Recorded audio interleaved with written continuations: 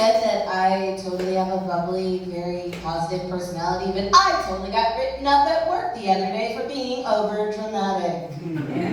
So I sent them my resignation letter in 13 tapes, so they would know my 13 reasons why I was not coming back. And I made sure that they were cassette tapes because all of my managers are way younger than me and they won't even know what to do with it. My goodness, you guys. Have you noticed that, this is actually for the ladies. Do you work in a place with a lot of women? Yeah, so you notice how like when you work with a lot of women, it feels like you're joining a sorority? You know, all of your periods suddenly sync up. We're all going out and getting shots of the same liquor. We're all fucking the same bartender. You know, sorority stuff. I'm a server and I realized that if you tell people that it's your first day, you'll get tipped more than if you tell people that you've been doing it forever. But you cannot use that rule for all jobs. Picture this. You're on an airplane and you hit that turbulence. And then all of a sudden your pilot goes, it's my first day. Be freaking the fuck out, you guys. When I was little though, I wanted to be a Disney princess, but as an adult, I realized I just want to be a pillow princess.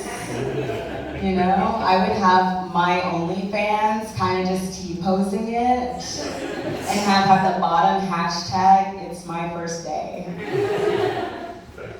As a server, I realized that I am often put in bullshit situations, to the point where my friends wanted to cheer me up by buying me a masterclass subscription. They were like, you should just get something creative or performative. And I said, nah, I'm gonna get Chris Voss's hostage negotiation masterclass because I refuse to be placed in hostage situations ever again. And y'all don't understand, we're all in hostage situations all the time. For me, it's being on the patio in the heat for 3 hours without any tables, hostage situation. Or when you're riding passenger seat of a driver who's clearly a little inebriated and they're causing a traffic jam, hostage situation, you know? Or when you're on a first date with a dude and he's going on about government conspiracies and saying that you just wouldn't get it, you have to watch the video, hostage situation. One time I was working at a host at Bluegrass and these 2 kids were trying to dine and dash and they came up to me and said, hey, is it cool if we go outside and get 20 bucks from my mom? I said, not both of you. So I let one of them go. And you know, I'm staying with this friend and you know, about 15 minutes goes by and he says, you're not gonna let me go, right? And I said, nah. But I will tell you, my friend, if you had signed up for Chris Voss's hostage negotiation masterclass, we wouldn't even be in this situation. I find it crazy when you run into people who used to be servers and they still have it in their bones. Because you know, servers aren't trying to be career servers, maybe bartenders, but not servers. Like, if you're at the hospital, say you're trying to get a heart transplant and your doctor walks in and is like, yo, I know you really wanted a human heart, but we're 86 human hearts right now. But I could sub you out a pig one, be just as good. You won't even be able to tell the difference. Being out in the operating room and they have the lead surgeon, you know, calling for a scalpel and all of a sudden you're yelling for hands, saying heard. Person's flatlining, you're like, I need hands all day. Just craziness. I find it wild when you run into people at their day job and they're trying to be a comedian, but clearly it's not working. For example, my gynecologist, I swear he'll be working on his bits while working on mine.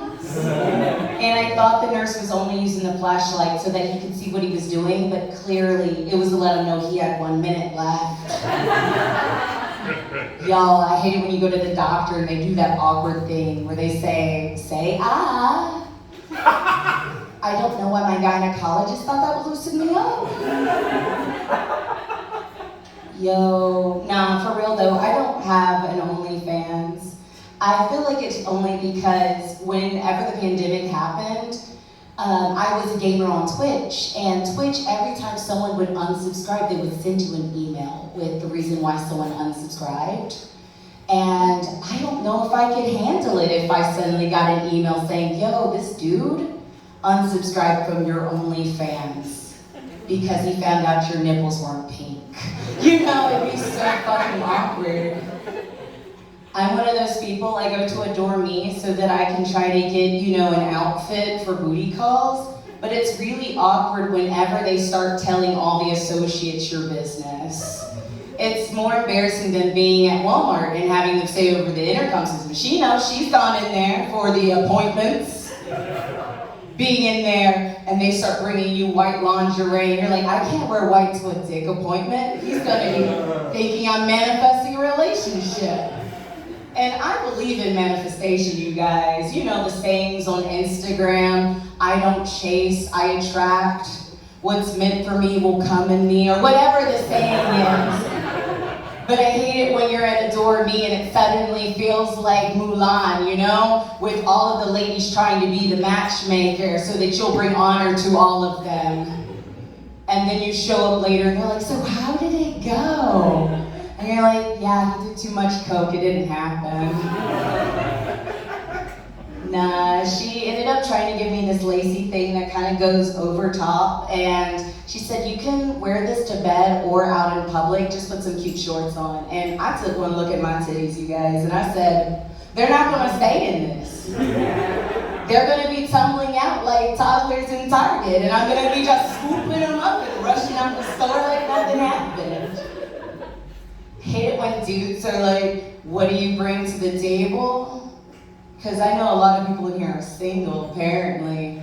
Yeah, they say it all the time, and I'm like, I got a Hulu account, I got Netflix, I got Amazon Prime, I got the Disney Plus, the Paramount Plus, and Discovery Plus.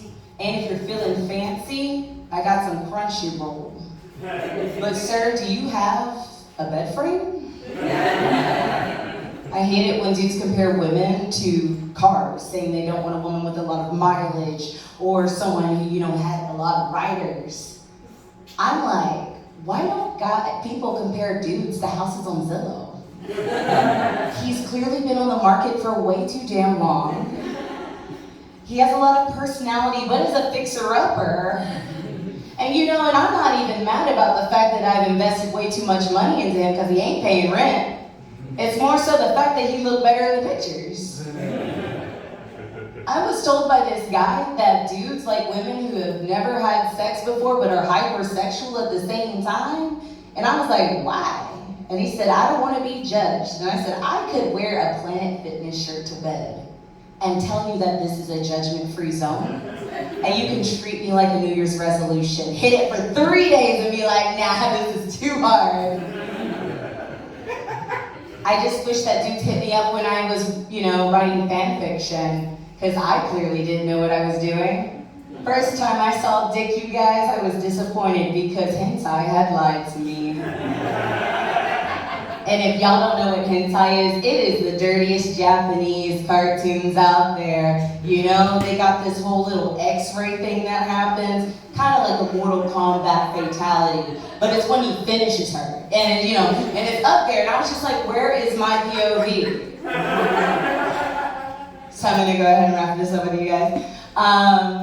Do y'all like impressions? Yeah. This is probably my favorite one because we were talking about mental health earlier. Hola, soy Dora. Have you ever walked into your house and thought everyone was throwing you a surprise birthday party, but really it was an intervention? Me too. Yo tengo depresión. I'm a sad bitch and everyone thinks I should check myself into a hospital. But I'm a server and no one will take my shifts. My friends were like, Shalita, you can't afford to live like this with your depression. And I said, actually I can. Because therapy is hella expensive. But retail therapy on Shein is only 4 installment payments of $34.95 if you partner it with Afterpay or Klarna. But then I recently found out that she got hit with them RICO charges, you guys. Oh no. I was like, this must be how Trump supporters feel when the thing you love has to go to jail. Thank you so much, Australia.